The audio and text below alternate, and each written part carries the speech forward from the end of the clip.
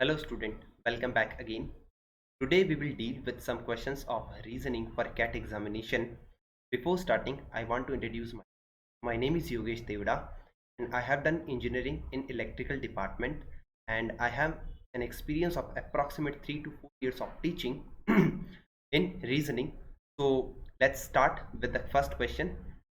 इस क्वेश्चन में आपको 6 मेंबर्स दे रखे हैं। ये 6 मेंबर्स एक ही बस स्टॉप से बोर्ड करने वाले हैं। After that they will get of और वी कैन से बस से उतरने वाले हैं अलग अलग स्टॉप्स पर। ठीक है, तो आपको ये इनका सीक्वेंस अरेंज करना है। तो आपको ये मिनिमम पॉसिबिलिटी में आप कैसे बना सकते हो, उसके लिए आपको 1 and 3 रूल लगाना चाहिए। मतलब अगर फर्स्ट पॉसिबिलिटी हो तो फर्स्ट पे, अगर नहीं हो तो आप सीधा थर्ड पॉसिबिलिटी यानी कि थर्ड पॉसिबल वे पे आप जाएं। कैसे जाएं इसको मैं आपको जरा इस क्वेश्चन के बिहाफ पर समझाऊंगा। जरा आप ध्यान से क्वेश्चन को समझने की कोशिश करें। 6 पर्सन है, कल्याण, कुमार, किरण, Karan, Krishna, Kirtan, boarded at a city bus at a bus stop. एक बस स्टॉप से वो चढ़े हैं। Each wanted to get off the bus at the different bus stop among the, अब ये अलग अलग दे रखे हैं, ब्रिगेड रोड है ना, एस्पेंड, और उसके बाद में सेक्रेटरीट, एगमोर, साकेत एंड दादर। ठीक है ना, और ये ऑर्डर सेम नहीं रहेगा, ये आपको पता है।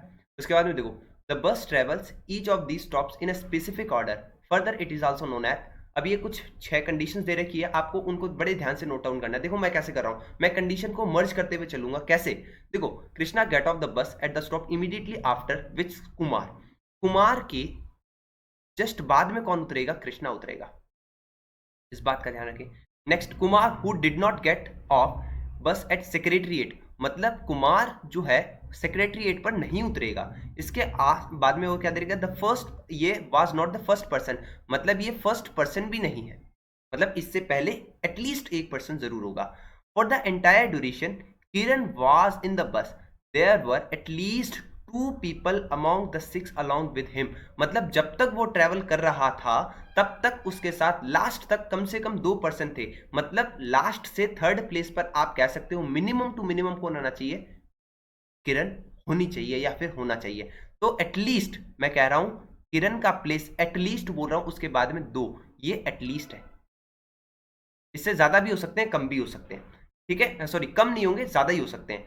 करण who was not the last person, मतलब करण जो है वो 6th प्लेस पर नहीं आएगा। उसके साथ में क्या दे रखा है, get off the bus at after the Saket, Saket के जस्ट बाद में वो रुकेगा, साकेत के जस्ट बाद।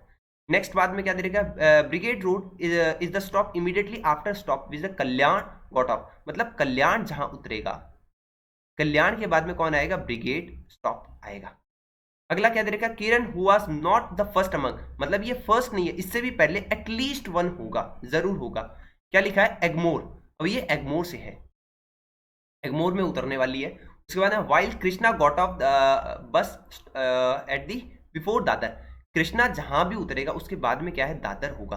तो देखो मैंने क्या कर दिया, इसी कंडीशन को इसी के साथ मर्ज कर दिया है, और नीचे भी मैंने यही कंडीशंस को ऐसे मर्ज करने की कोशिश करी है। अब देखो मैं मिनिमम पॉसिबिलिटी में मैं जो कह रहा था कि कैसे सॉल्व करते हैं क्वेश्चन को, वो जरा देखो।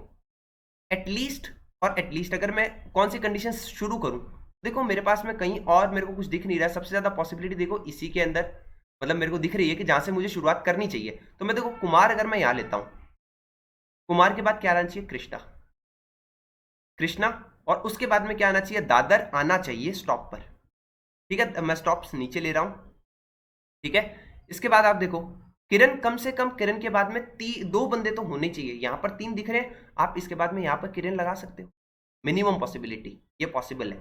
ठीक है, कुमार फर्स्ट हो नहीं सकता, तो आप अगर आगे लगाते और उसके बाद में 2 पर्सन और लगाते तो ये बंदे 7 हो जाते।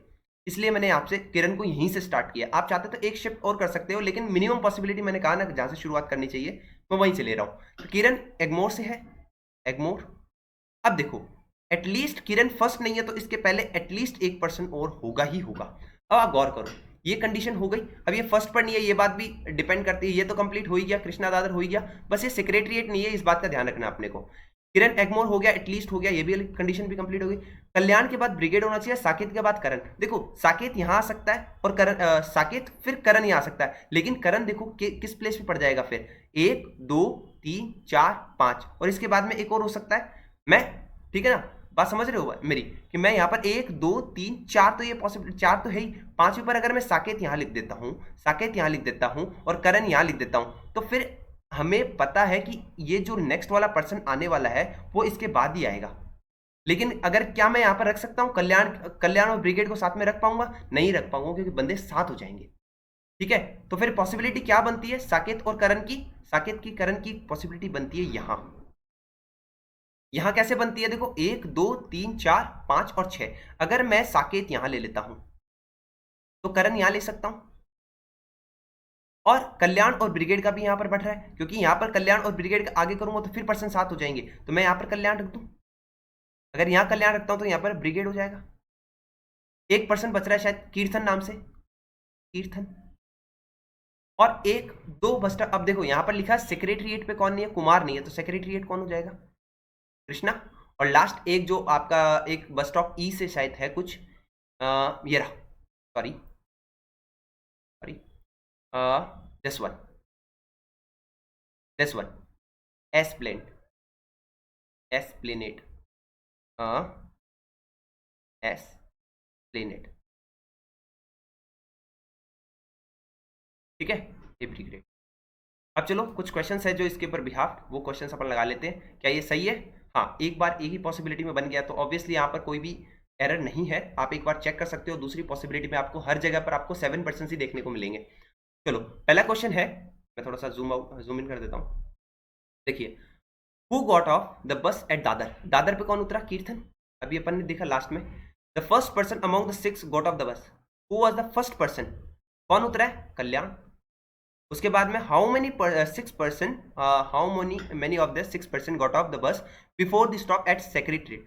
सेक्रेटरिएट से बस रुकने से पहले कितने बंदे उतर चुके हैं? 4 बंदे उतर चुके हैं, 4 बंदे उतर चुके हैं। लास्ट क्वेश्चन क्या है कि भाई विच of the following pairs person got off the in consecutive bus stops? मतलब 2 कंसेक्यूटिव बस स्टॉप पर कल्याण और किरण, कल्याण और किरण, कल्याण यहाँ पर, किरण यहाँ पर नहीं, करण और कृष्णा, करण यहाँ पर है, कृष्णा यहाँ पर है नहीं, फिर करण और किरण और कृष्णा, किरण और कृष्णा भी नहीं है, करण और कृष्णा भी नहीं है, लास्ट है करण और किरण। ये रहा करण, ये रहा Kiran, last one option is the correct answer. तो आई होप आपको ये क्वेश्चन समझ में आया होगा। तो चलिए डील करते हैं। अगला क्वेश्चन जो अपना है वो ब्लड रिलेशन से रिलेटेड क्वेश्चन है। चलिए स्टार्ट करते हैं विद दिस क्वेश्चन। तो let's start with the second question. इसमें आपको ये ब्लड रिलेशन से रिलेटेड क्वेश्चन है, आपको ब्लड रिलेशन के ऊपर मतलब थोड़ा सा ध्यान होना चाहिए। ब्लड रिलेशन से डील कैसे करते हैं, तो कैसे डील करते हैं मैं आपको थोड़ा सा एक मेरा जो तरीका है मैं आपको बता देता हूँ। मैं यहाँ पर जो भी मेल लेने वाला हूँ, मेल को मैं एक बॉक्स के अंदर रिप्रेजेंट करने वाला हूँ, और जो भी मैं फीमेल लूंगा, फीमेल को अंदर मैं सर्किल से रिप्रेजेंट करने वाला हूँ। और अगर यहाँ पर हस्बैंड और वाइफ का अगर रिलेशन होगा, मतलब स्पाउस का, तो मैं यहाँ पर डबल का मतलब डबल इक्वल का साइन यूज करने वाला हूँ। और यहाँ पर सिबलिंग्स के लिए मैं यूज करने वाला हूँ एक डैश का साइन। ठीक है, इस चीज का नोटेशन को थोड़ा सा ध्यान रखिए मैं क्या करने वाला हूँ। तो बस बाकी आसान है क्वेश्चन, ज्यादा टफ नहीं है, लेवल 3 का ही क्वेश्चन नहीं है। देखिए 8 पर्सन है अलग अलग एक ही फैमिली के अंदर, उसके अंदर क्या है 3 डिफरेंट जनरेशन है, मतलब दादाजी फिर हम और फिर सॉरी पिताजी फिर हम, ये 3 जनरेशन होने वाली है। उसके बाद में क्या बोला गया है, ईच उनमें से क्या है 3 मैरिड कपल है, 3 क्या है मैरिड कपल है, उसमें से 3 मैरिड कपल है, 2 मेंबर क्या है अनमेरिड है, 2 मैरिड नहीं है, 2 मैरिड नहीं है। उसके बाद में each couple has 1 child, at least 1 child. At least का मतलब है 2 हो सकते हैं, कोई इशू वाली बात नहीं है, लेकिन कम से कम एक तो एक कपल का होगा ही होगा। क्या बात आपको ये समझ में आई? अब मैं आपको एक क्वेश्चन थोड़ा सा स्टार्ट करता हूं। पहले एक एक मतलब जो कंडीशन है वो नोट डाउन करते चलेंगे। कैसे? Further it is known of the मतलब known that each of these 8 person works with a different company, अलग अलग कंपनी में ABCDEFGH में काम करते हैं। P एंड FT नहीं है यहाँ पर, ये R है, ठीक है ना।